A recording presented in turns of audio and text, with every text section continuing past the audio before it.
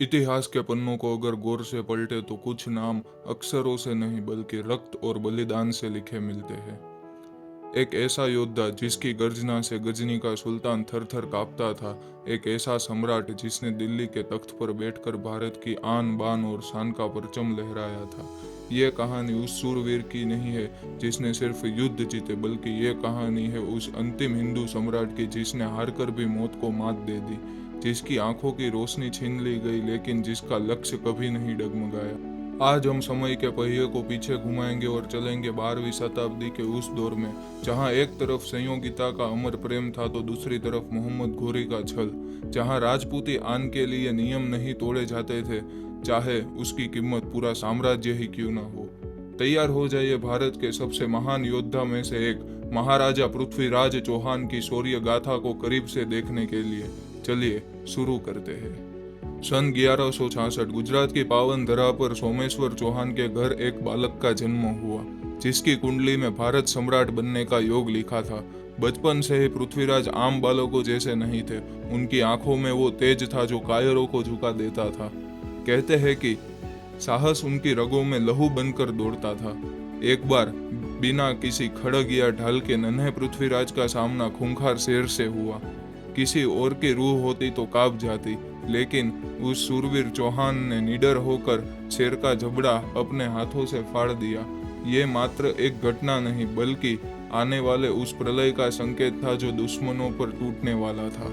महज 11 वर्ष की वो कोमल आयु, जहां बच्चे खिलौने से खेलते हैं, उस समय पृथ्वीराज के कंधों पर अजमेर के चौहान वंश का भारी उत्तरदायित्व आ गया था।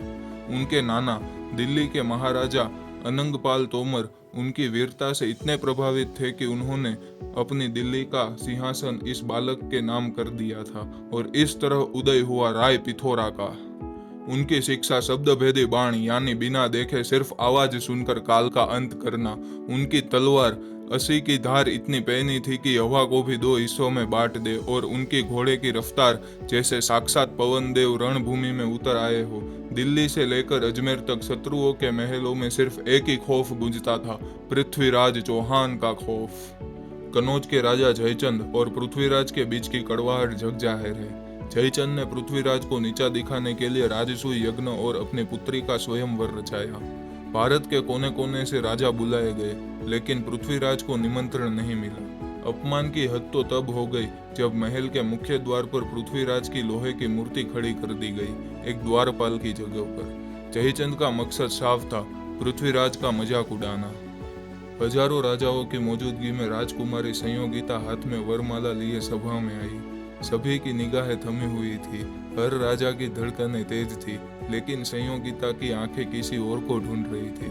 वह आगे बढ़ी, बड़े बड़े सुरमाओं को पीछे छोड़ते हुए सीधे मुख्य द्वार पर पहुंची और पूरी सभा के सन्नाटे को चीरते हुए उन्होंने माला उस लोहे की मूर्ति के गले में डाल दी।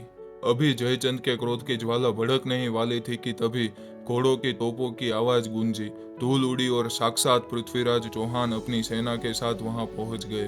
उन्होंने भरी सभा के बीच हजारों तलवारों की छाव में अपनी दुल्हन को उठाया और अपने चेतकनुमा घोड़े पर सवार होकर दिल्ली की ओर निकल पड़े। यह जयचंद के अहंकार का करारा तमाचा था। पर दोस्तों, इस साहसी प्रेम की एक भारी कीमत चुकानी पड़ी। अपनी बेटी के इस कदम और पृथ्वीराज की इस निडरता ने जयचंद के दिल में नफरत की ऐसी आग जला दी जिसने आगे चलकर भारत की किस्मत ही बदल दी।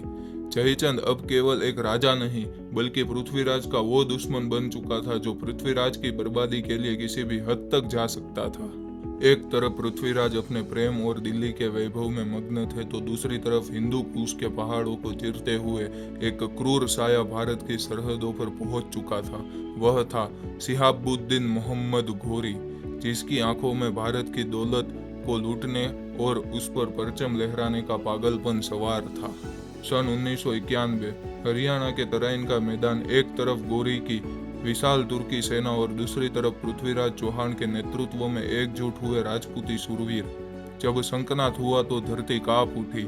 राजपूती योद्धा अपनी जान की बाजी लगाकर काल बनकर दुश्मन पर टूट पड़े। पृथ्वीराज के सेनापति खांडे राव ने वो पराक्रम कर दिखाया कि घोरी की सेना में भगदड़ मच गई। युद्ध के बीचों बीच पृथ्वीराज और घोरी का आमना सामना हुआ।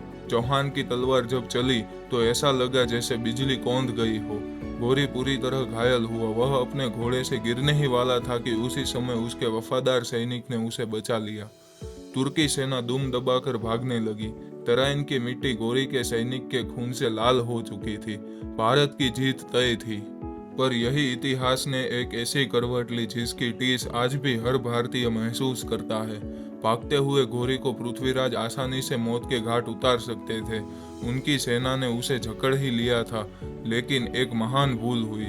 राजपूती मर्यादा और शरणागत की रक्षा के धर्म का पालन करते हुए पृथ्वीराज ने उस दरिंदे को जीवन दान दे दिया।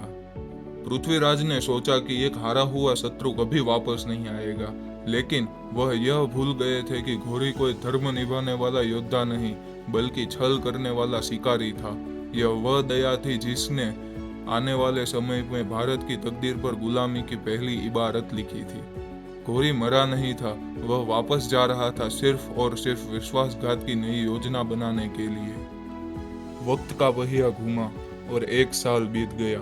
तराइन की वो जीत दिल्ली में जश्न मना रही थी, लेकिन गजनी की गुफाओं में प्रतिशोध की आग सुलग रही थी। मोहम्मद घोरी मरा नहीं था, बल्कि वो अपनी हार के घाव पर नमक छिड़क कर एक भयानक साजिश बुन रहा था। सन 1192 घोरी फिर तराइन के उस मैदान में लौटा, लेकिन इस बार उसके पास वीरता नहीं, सिर्फ धोखा था। उसने पृथ्वीराज को संधि के जाल में उलझा कर रखा। राजपूतों का नियम था, सूर्यास्त के बाद और सूर्योदय के पहले युद्ध नहीं करना। इस विश्वास का फायदा घोरी ने उठाया। जब रात के आखिरी पहर में राजपूत सेना विश्राम कर रही थी, तब घोरी के घुड़सवारों ने चारों तरफ से हमला बोल दिया। ये युद्ध नहीं, ये एक नरसंहार था। चारों तरफ हाहाकार मच गया। पृथ्वीराज की सेना संभलती उससे पहले ही तीरंदाजों ने उन्हें घेर लिया था, और इस आग में घी डालने का काम किया कन्नौज के राजा जयचंद की पुरानी दुश्मनी ने, जिसने अपने ही देश के वीर के खिलाफ घोरी का साथ देने का मन बना लिया था। मैदान जंग में वीरता धरी की धरी रह गई और छल जीत गया। इतिहास गवाह है, पृथ्वीराज चौहान को युद्ध में हराना नामुमकिन था, लेकिन विश्वासघात के जाल में इस शेर को जंजीर में जकड़ लिया था। सम्राट को बंदी बना लिया गया। दिल्ली का वो सम्राट जिसके एक इशारे पर हजारों सिर झुक जाते थे, आज धूल और खून से लथपथ जंजीरों में बंधा हुआ गजनी लाया जा रहा था। भारत की आजादी का सूरज मानो डूब चुका था, लेकिन कहानी यहाँ खत्म नहीं हुई थी, क्योंकि एक अंधा शेर अभी भी सबसे घातक प्रहार करने वाला था। गजनी की जेल की उन दीवारों ने वो मंजर देखा जिसे सुनकर आज भी पत्थर का दिल पसीज जाए। मोहम्मद घोरी ने पृथ्वीराज से कहा, अपनी आंखें नीचे करो चौहान। लेकिन सम्राट का जवाब था, एक राजपूत की आंखें सिर्फ मौत के सामने झुकती है। इस स्वाभिमान की सजा में जलती हुई लोहे की गरम मसाले पृथ्वीराज की आंखों में उतार दी गई। सूरज की रोशनी देखने वाली वो आंखें हमेशा के लिए बुझ गई, लेकिन उनके मन का उजाला और प्रतिशोध की आग अब भी बाकी थी। तभी वहां पहुंचे उनके अभिन्न मित्र और दरबारी कवि चंदबर राय। उन्होंने घोरी को एक अद्भुत खेल के लिए राजी किया, शब्द भेदी बाण का प्रदर्शन, यानी बिना आंखों के सिर्फ आवाज सुनकर निशाना लगाना। घोरी जोर से हंसने लगा। उसे लगा कि एक अंधा कैदी उसका क्या बिगाड़ लेगा, लेकिन वह यह नहीं जानता था कि मौत उनके ठीक सामने खड़ी है। जैसे ही पृथ्वीराज ने धनुष उठाया, चंदबर राय ने इतिहास की वो अमर पंक्तियां पढ़ी जो एक सम्राट के लिए जीपीएस बन गई। 4 बास 24 गज, अंगुल अष्ट प्रमाण, ता ऊपर सुल्तान है, मत चूके चौहान। यह सिर्फ कविता नहीं थी, यह घोरी की सटीक लोकेशन थी। घोरी जोश में आकर चिल्लाया, चलाओ तीर। बस इसी आवाज का इंतजार था। क्षण भर के लिए जैसे समय ठहर गया। पृथ्वीराज की उंगलियों ने डोरी छोड़ी और वो बाण हवा की छाती चीरता हुआ सीधा जाकर घोरी के गले में घस गया। घोरी के पास चीखने तक का समय नहीं था। वो सुल्तान जो खुद को खुदा समझता था, एक अंधे सम्राट के पैरों में गिरकर दम तोड़ चुका था। अपना वचन और मातृभूमि का अपमान ढोने के बाद पृथ्वीराज और चंद्र राय ने दुश्मनों के हाथों मरने के बजाय एक दूसरे के खंजर से वीर गति को गले लगाया। इतिहास गवाह है, शरीर मर जाता है लेकिन ऐसा साहस, ऐसी वीरता सदियों तक अमर रहती है। आज भी राजस्थान की हवा में चंद्र राय की वो पंक्तियां गूंजती है। पृथ्वीराज चौहान ने सिखाया कि आंखें छीन जाने से दृष्टि खत्म होती है, लेकिन दृष्टिकोण और साहस कभी खत्म नहीं होता। दोस्तों, अगर आप भी इस महान योद्धा के शौर्य को सलाम करते हैं तो कमेंट में जय हिंद या वीर पृथ्वीराज जरूर लिखें और ऐसी ही भारतीय इतिहास की अनसुनी कहानियों के लिए हमारे चैनल को सब्सक्राइब करें।